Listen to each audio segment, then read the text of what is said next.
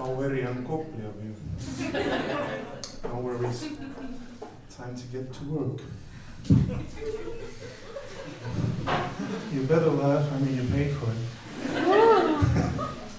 I'm not good at marketing, that's the reason I work in a business school. Just to show how not to do it. Well, I mean, you survived what? First invasion of a Welshman to Estonian. I mean, even in Britain, they're like, how did that happen? We missed out. Good old racist humor, I mean, all you need is an American for that. Let's go, baby. I mean, I loved it. I listened through the door. I was like, okay, when does it gonna get to the SUV? 3, 2, 1, here we go. I mean, he has one, so he has to kind of promote it, otherwise his father-in-law is gonna take it away.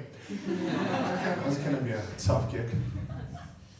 Well, actually, I'm tonight here to tell you a story which actually starts not far from here, at the other end of the Kopli. I know it comes as a surprise to many that there's more than one spot in this place. Yeah, it's almost an island, if you include Paljassaare. Doesn't really matter. Some time ago, there was a place called Soviet Union.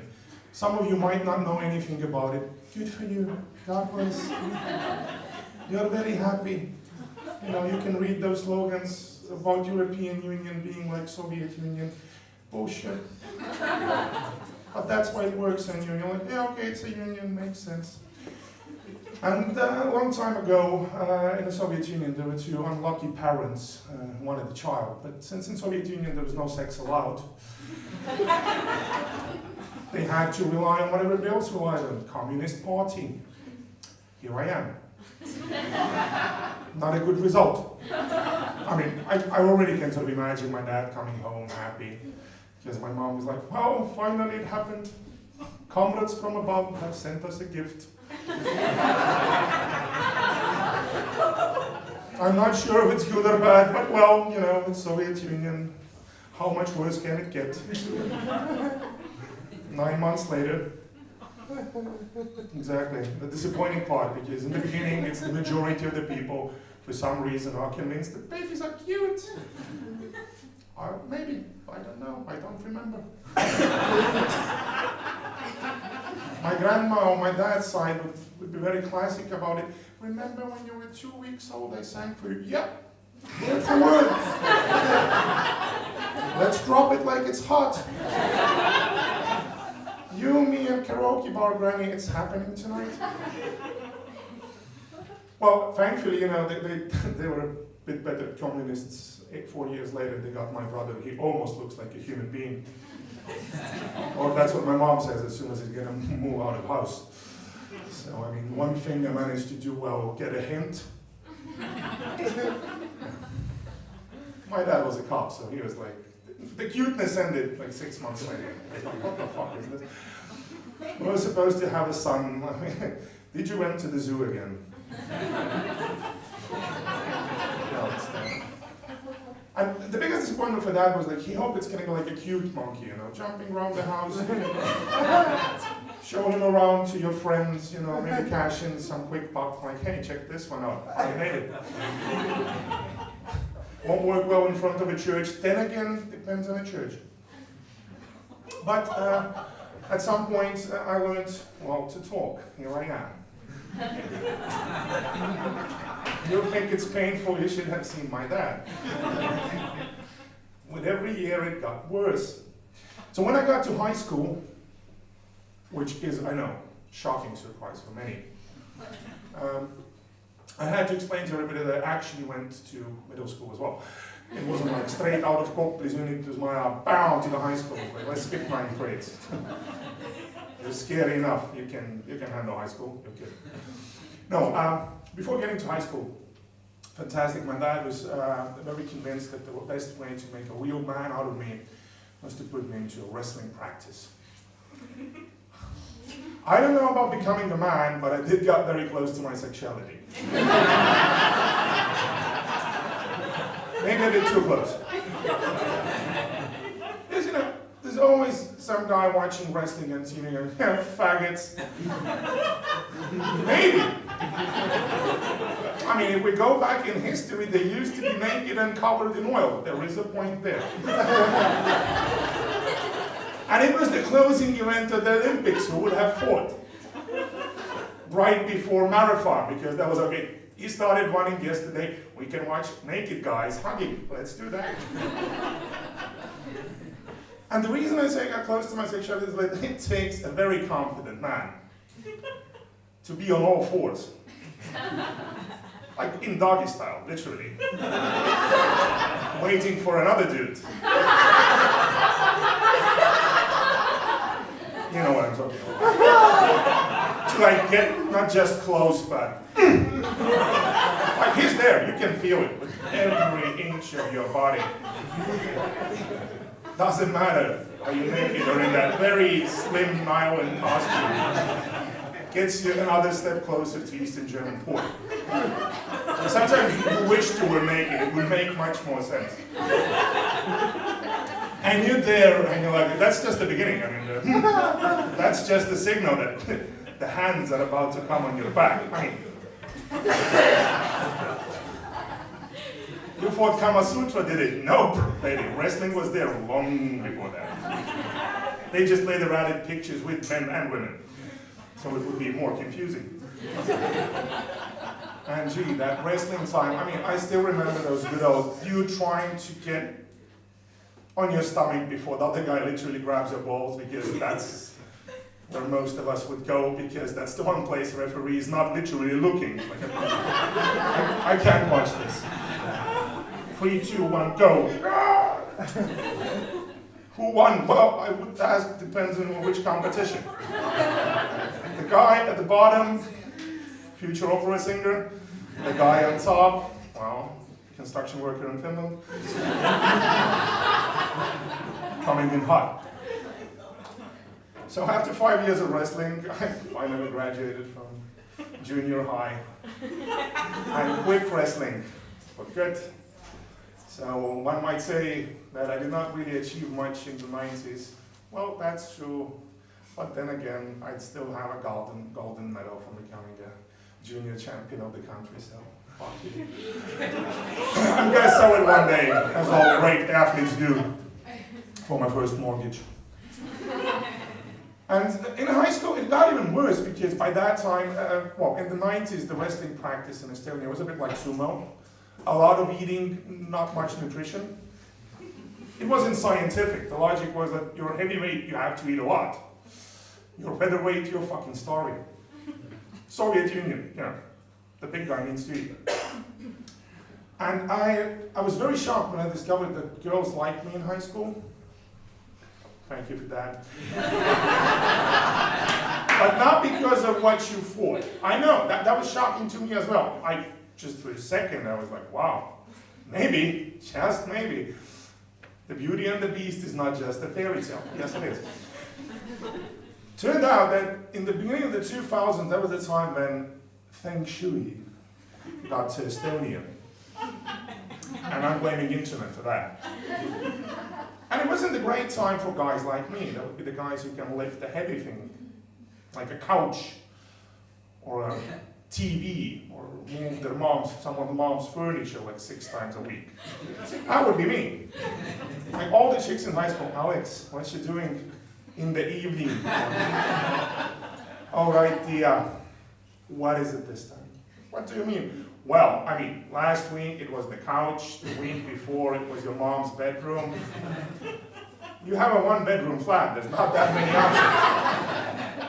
I mean, what is it this time? Are we finally moving the refrigerator, right? I don't know. So after like 3 years in high school, I was literally the Feng Shui Pandal, Mustafa. All the chicks with their Feng Shui books would be like, there would be photo of me in between of those books. You want to do this, you need that dude. It got that bad that one of my classmates, due to the fact that she would buy a new Feng Shui book every month, it was a shocker for me. I was like, once you get one, it kind of hits. Turns out, nope. And like for 3 years, I would constantly show up at her flat, even while her parents would be there. And her dad, for some shocking reason, got a really wrong impression of us. He was like, well, what a great guy, you know. He comes in, moves furniture, that's exactly what I need. Those two are not on my case, that will be his daughter and his wife, or as he would call it, the washing machine.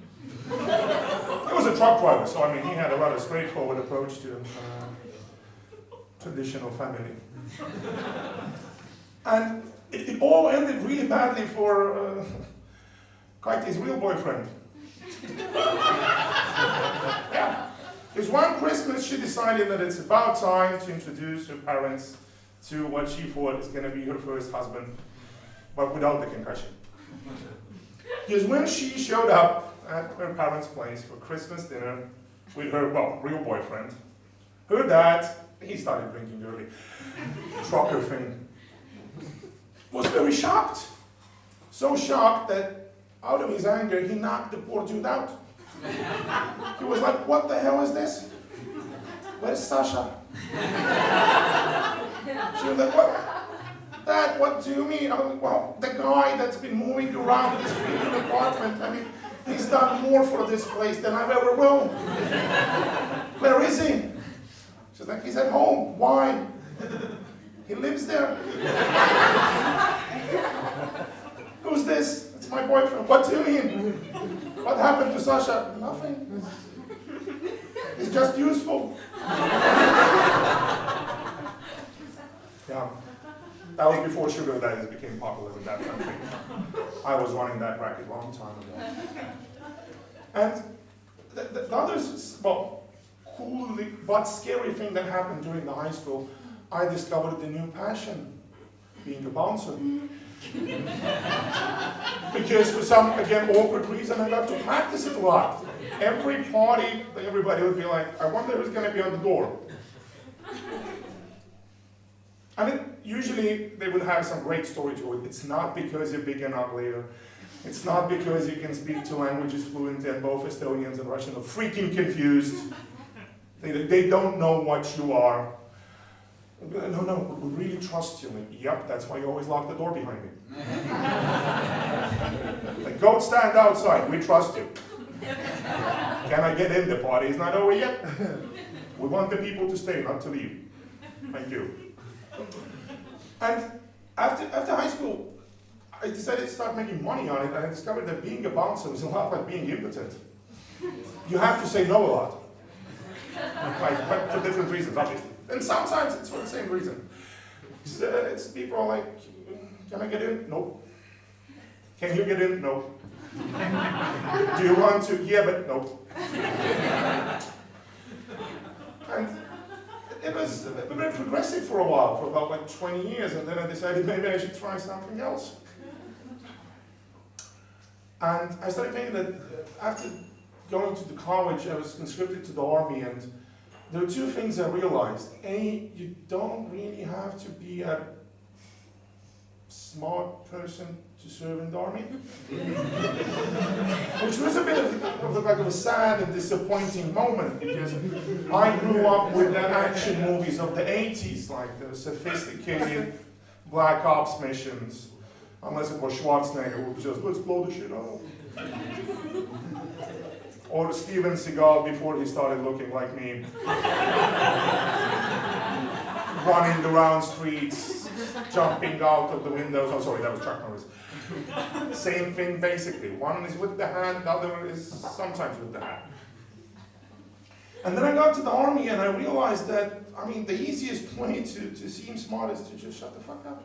You would just stand there and you will be fantastic. Another Russian. Do you speak Estonian? And with my looks, nobody even doubted me. They were like, there would be some sergeants going like, sir, I don't think he really speaks at all. It's one of those special cases. How special is it? Oh, I've been afraid to ask. And it was a cool time because I would be like translating shit nobody really wanted me to translate. That would usually be Estonian to Russians. So like, they're making fun of us. No, they were making fun of us. Now they're ridiculing you. There's a big difference. We're going to have that language class later in the evening. Very useful. Not for, well, the officers. How do they know the difference between laughing at them and ridiculing them? Well, I explained it to them. Why? Well, I'm a helpful guy. You know, the monkey business, that's what we do. And recently, well, I was thinking about this time in the army, and I met a guy who is otherwise very happy, but he has one small problem. Ever since birth, he's been in a wheelchair. Which is not really a problem for him, and therefore it seems it's not really a problem for Estonian government, because a couple of months ago, he got a letter of conscription. Oh, some people know that feeling, right? It's my 18th birthday. I wonder who's thinking about it. Oh, there's a letter. He's gonna die soon, don't worry. There's a letter. Somebody's thinking about me, and then, you know, with the shaking hand, you get the letter out, and they're sneaky. They hide the true information on the other side. The first side, it's very lovely, like, dear Mr. whatever. And then you flip it over and it's like, in the army now. And I mean, I remember when I got that letter, I was actually very excited. Because just, you know, I wanted to see how fucked up Estonian military system is. Exactly as fucked up as I thought. I mean, I got in. The only useful place for me is like Narva Bridge. For those who don't know, that's just the border with Russia. It would be a bit confusing for the Russians. They wouldn't really understand. Am I there to like join them? Or is this that last moment in the bowling game before they're gonna get a strike? But I'm sure that's what that guy in a wheelchair felt. Because, I mean, for him, any possibility getting out of the house, he's like all for it. And we were talking about, well, I'm talking with his mom. He's not big on talking.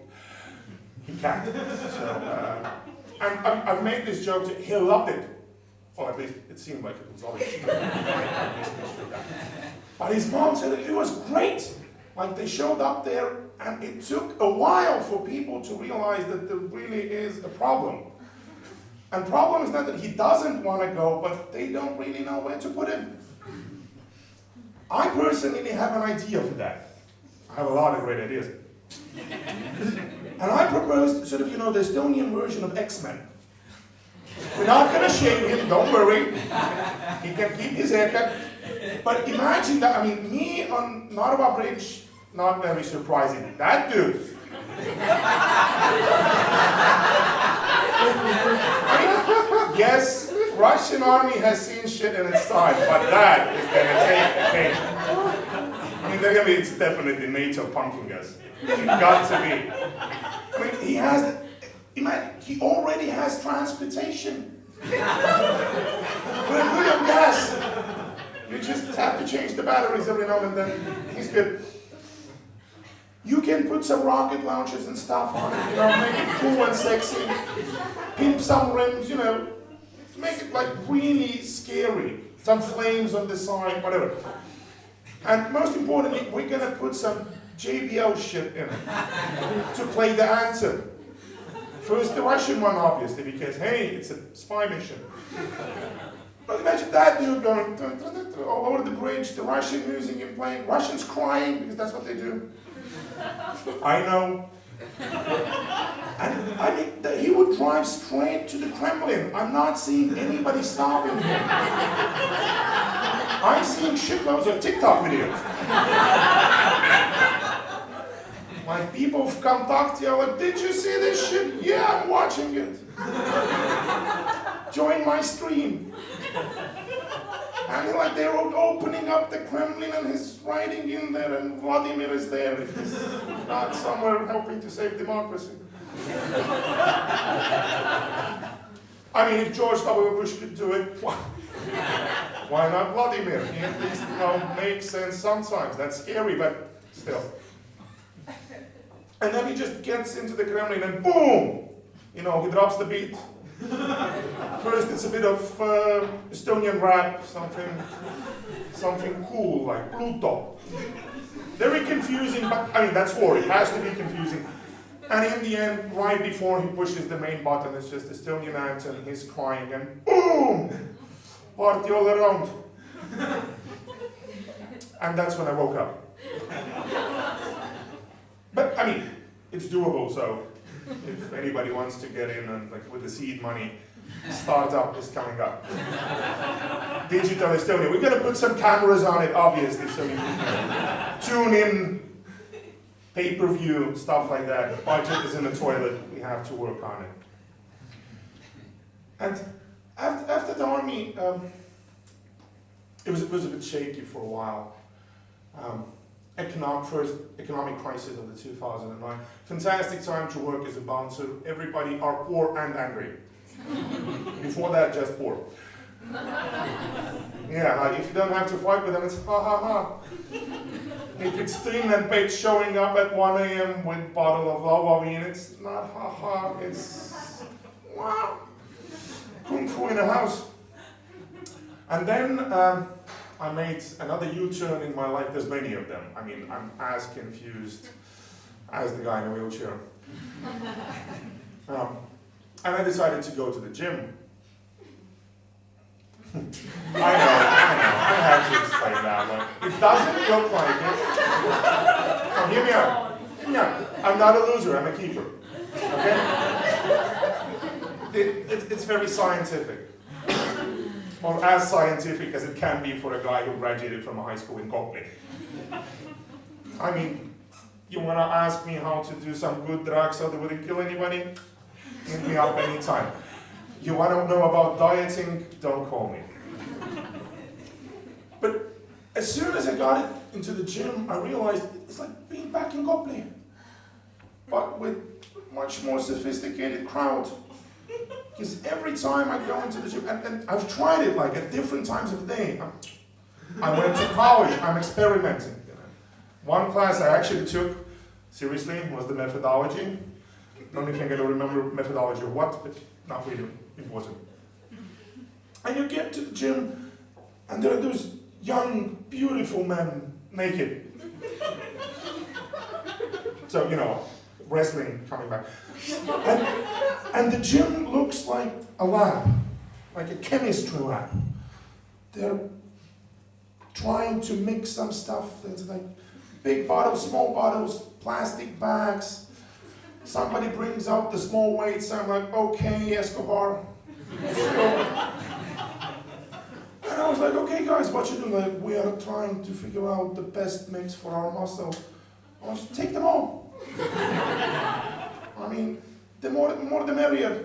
What could possibly go wrong? Like, we're not really certain, order them off the internet. I'm like, then definitely take them all. Because whenever has the shit you ordered off the internet killed you? Come on. And I was watching all of that, I was thinking, well, that's some serious chemistry. I mean, Breaking Bad gym style. Because in Estonia, after Breaking Bad, you couldn't really go off to the desert and start making crystal meth. Because we don't have a desert, if you don't know it. And even in Varma, somebody would find you at some point. Because southern Estonia is a crazy place. I mean, they go to the forest just because they like it. It doesn't always have a purpose. It's more like, I'm gone for a week. Why? Well, you started talking to me. See ya. Marriage widow style. So I realized that a lot of young Estonian men, I haven't been to the chicks side in the gym, which is a bit disappointing. I tried once, they called it harassment. I explained myself to the cops and said it's pure science. I mean, I have a methodology. Well, they had as well. They just cuffed me and took me to the station, and I had to explain it to my mom. Well, she came to bail me out, though she was very happy that I finally discovered women in my 30s. She was like, cute son, you go. Let's see what's gonna happen. But don't do that anymore. Next time put some clothes on. I'm like, well, you know, it's a gym. It's a guy thing. And the second thing I discovered about the gym is that it turns out it's a freaking fashion market. Because I mean, I'm not very, you might have realized that, not a very sophisticated guy. I mean, I bought my first and last gym clothes when I went to the wrestling practice. I wash them from time to time. I have a washing machine. I live alone, but hey, I know how to push a button. I bought it from Lasnama. I don't really know what it does, but it kind of spins for a couple of hours and then goes boom. And when I got to the gym in my those fashionable 90s retro style clothes, people were looking at me as I would have like walked up to the Paris Fashion Week, dropped my pants in the middle of the red carpet, and took a huge dump on the new Dior or Gucci bag.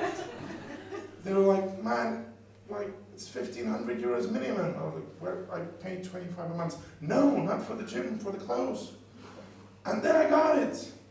Most people go to the gym not because they want to lose weight, but because they want to look fashionable. It's great. I mean, I wouldn't do that, but then again, I don't have any money. And then going to the gym, it's fantastic. You can see so many different ways of how not to wear your clothes. I even stopped watching Queer Eye for the Straight Guy. I was like, fuck that. I have all the style advice I need in the gym. Fantastic. So who knows? Let's see what's gonna happen. If I'm gonna lose some weight, I might get some 1,500 euro clothes myself. But then, like, that's the end. I'm gonna jump in front of the train. I'm gonna be the first Estonian to do undertones for real.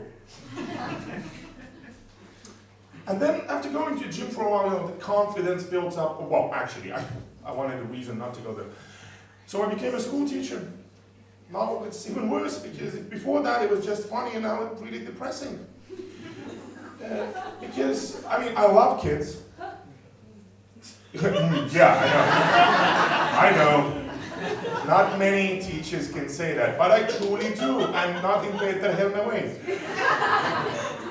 I'm like, I'm trying to understand them, or well, most of the time I'm just trying to tell them that if you don't want to end up like me, open a fucking textbook. You know, it's easy. And don't go to the gym unless you have all those bags and weights and stuff. Chemistry, all I'm saying. And COVID was tough. It was tough for me because, like, for 3 months, no kids. Exactly. And I live alone. That's the only social contact I get. Maybe the not most mature version, but, you know, you have to begin somewhere. Thank God, during the COVID, we got Zoom in this country, or more simply, we gave the Zoom the reason to continue its existence. I know everybody thought, oh, they have Skype. People like, Skype, what? Zoom, baby. Let's see what's gonna happen. There's a very simple reason teachers love Zoom, because when you download the free version, 30 minutes, 40 minutes max. That's it. I mean, you can limit your suffering. You just know that even if they're gonna start asking questions, you're gonna go tick-tock, tick-tock. And the other cool thing is, you can be just like their parents, start drinking in the morning. God bless Zoom. Like, for 3 months, I would wake up in the morning, like 7 as I used to, but I would like, don't have to go to class, which means I don't have to be close to them, which means let's go see what's in the fridge. And in my fridge there's usually 2 things, vodka and milk. And I'm like, White Russian it is. It's Monday. I love my dad's family. I'm gonna drink some of them. And I mean, it was amazing for a while until September came, because now it's very hard to kind of get off the wagon. I learned that the hard way on the 1st of September. Because I was like, hey, school, let's go, morning. It's a party day. Education is the light. Yes, that is to turn out the light at the wrong time. That's what I did, because I was late for the opening speech. Because, I mean, well, being born in Soviet Union, speeches is what they did. I mean, it doesn't matter what they did, the speech is still the same. Because most of the people who run the schools still the same. Some of them don't even change the names of the party bosses, which is especially cool. It's like, we would like to thank Khrushchev. Too late, he's dead. Oh shit, yeah. And I stumbled in drunk, and the only thing that saved me is I work in a Catholic school. Just forgive and forget, baby. Yeah, the other person's laughing is my mom. Like she can't figure it out. She's like, son, I'm generally confused. Who the hell allowed you to work with kids to begin with? And I'm even more confused is how did they let you into that place? I mean, remember what happened last time you went to church? I'm like, yes, very vividly. I started singing in the wrong place. And it was a funeral. But then again, you know, at least I wasn't the only one singing because Uncle Kostya in the back. Russian funeral. Where do you think I got the idea? 7 in the morning, hey ho, let's go. It's all in the family. And the other sad thing about COVID is that during this summer, I discovered that I really like teenage parties. And again, I feel I need to explain. Because after 3 months of not seeing the kids, I was like, you know, I want to say hi to them. I want to check on them. I'm a responsible educator. And there they were, in Beatus.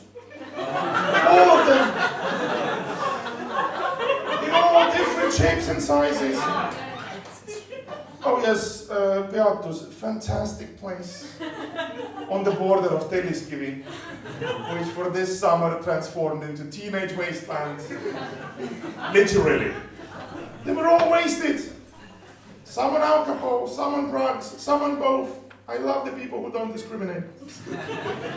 And it was amazing. I showed up, they would be like, hey, teacher. And I'm like, oh, fuck. It's 3 a.m., you're still standing. That's my boy. We're going places. You're going to be in 10th grade soon. We're going to be for real. Let's go.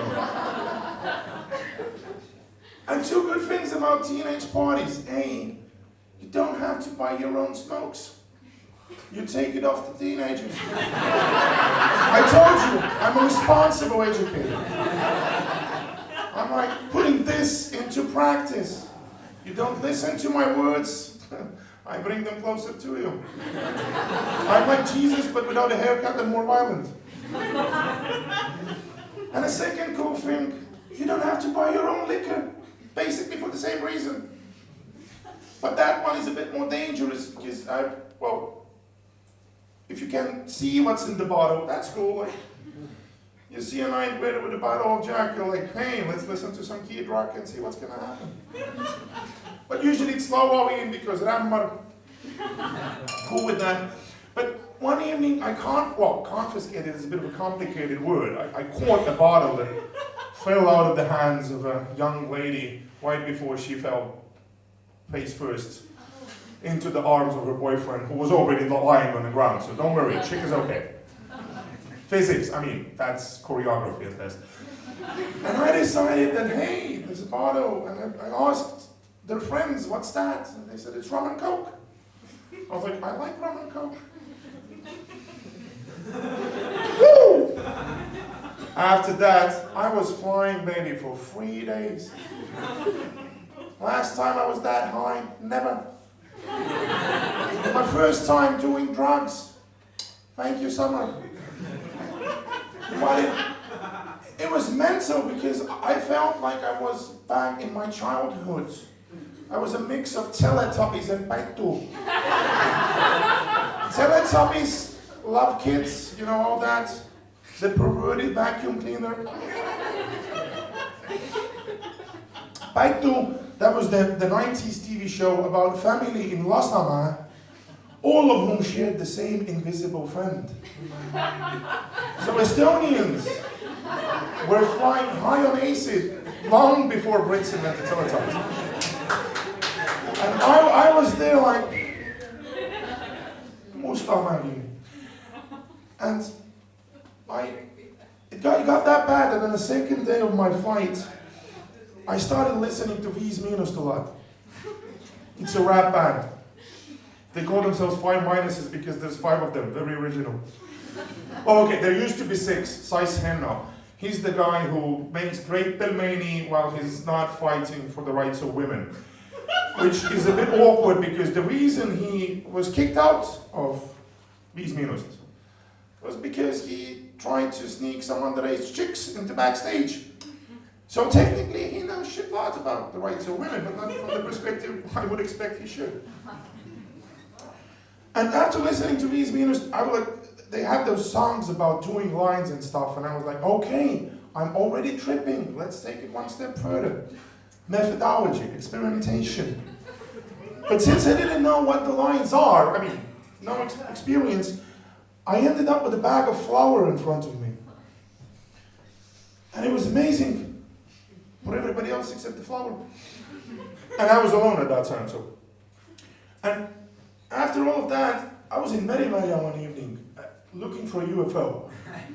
Because there's a legend that there's a UFO somewhere in Merimaja, and if you're tripping, sounds logical. And after 3 days, I woke up in a cold sweat and I discovered someone's grill next to my bed. Which looks a lot like a UFO if you're high on something. And I decided to be a responsible citizen, and I posted a photo in Margat Merimaja group. Because I wanted to return the grill. But since I was coming down from whatever it was I was tripping on, I accidentally first posted the photo of myself. Thus far, no one has called. So if you want a good grill, or at least allegedly a good grill, I haven't tried it out yet. I'm a bit scared to open it. We can make a deal. And it was amazing. It kind of reminded me about the first time I got roofied. And I told you there's a lot of U-turns in my life, and it happened 10 years ago in a glamorous nightclub which shall remain nameless next to the Viru Circle. Yes. It's named after a planet. A bit of Estonian talent trivia, you know. Great place. But it's not that much about the club, it's about the roofing. Because 10 years ago, before Sais-Henna even was thinking about fighting the roofies, we were roofing the hell out of people in this country. And when I say people, I mean women. Because that was the statistics. I was the first guy to break the paradigm. And it was a cool time. I was working at the club at the one time, and one evening my mom calls me and she's like, Alex, are you alright? I'm like, yeah. What happened, Mom? I was watching the news. Why? I don't know. Okay, that makes sense. And you're calling me because I heard they're roofing people. I started laughing, which almost cost me my life because my mom was like, it's a very serious matter. I'm like, yeah, but Mom, do you remember what I look like? And she was like, as unexperienced as I was this summer, and I was like, Mom, okay, let me give you a crash course on roofing. The main purpose is to get someone into bed. Usually, presumably, of an opposite sex. And last time I checked, I'm not yet working in a gay club. Then again, it's Tallinn, you never know. And my mom was like, well, but be careful, son. You never know when it might happen. I'm like, all right, I'm gonna do my best. And the same evening, I got roofied by my own boss. He somehow mixed up the glasses, and right before I passed out, I was like, why did you do that? He was like, well, actually, I wanted to roofie my wife. I was like, how does that make any sense? He's like, well, it's our 25th anniversary, and she said she wants to try something new. I was like, dude, I've never been married, but I'm more than certain that getting roofied is not like top 3 on your anniversary. I'm gonna try a bit of these Minos, take her to dinner, maybe some Teletubbies, and then, if that doesn't work. So, to leave you with a thought, if there are some people in this room who think that I am actually roofiable, that's a word I made up tonight. Then there are two things you ought to know about me. First and foremost, I weigh 147 kilograms. It's going to be a long walk home. I mean, I do appreciate the fact that if there are people in the room being that's the boy I want to wake up next to. Come and ask. I work in a Christian school. Charity is my middle name. Because trust me, if you think about roofing me, you're in bigger trouble than I am. And I live alone. So, thank you for that. To leave you with the last thought, it's really not about what you do, it's about how it's going to end up. So if you don't want to end up like me, finding out that gym is a lot about chemistry, just don't stop roofing people. Thank you very much.